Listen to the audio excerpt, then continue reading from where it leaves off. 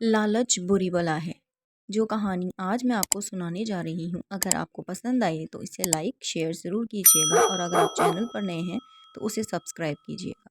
یہ کہانی ہے ایک بھوکے کتے کی، جو جنگل میں ادھر ادھر کھانے کی تلاش میں پھر رہا تھا۔ وہ چلتے چلتے ایک مچھلی کی دکان کے پاس پہنچا۔ وہاں پر اس نے دیکھا کہ ایک مچھلی زمین پر گری ہوئی تھی۔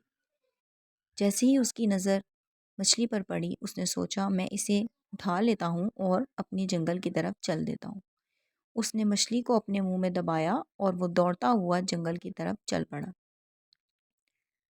وہ جنگل کی طرف جا رہا تھا کہ اس کا گزر ایک ندی کے پاس سے ہوا۔ ندی پار کر کے اسے جنگل تک پہنچنا تھا۔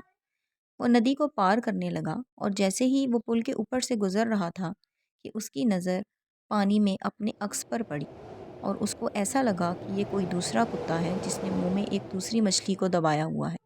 اس نے سوچا کیوں نہ میں اس سے یہ مچھلی بھی چھین لوں اور کھا جاؤں، اور جیسے ہی اس نے ایسا کرنے کے لیے اپنا منہ کھولا کہ میں مچھلی کو اپنے منہ میں دبا لوں گا، تو اس کے منہ میں موجود مچھلی بھی پانی کے اندر گر گئی۔ اور پھر کتے کو یہ بات سمجھ میں آئی کہ اوہو، یہ تو میرا اپنا عکس تھا، اور اس طرح سے اس نے اپنی حاصل کی ہوئی مچھلی کو بھی گنوا دیا۔ اسی لیے کہتے ہیں لالچ بہت بری بلا ہے۔ لالچ سے جو کچھ ہمارے پاس ہے ہم اسے بھی کھو بیٹھتے ہیں۔ اس لیے ہمیں اللہ نے جتنا بھی دیا ہے ہمیں اسی میں خوش رہنا چاہیے۔ تو اگر آپ کو میری کہانی پسند آئی ہے تو پلیز اس کہانی کو لائک ضرور کیجیے گا۔ اللہ حافظ۔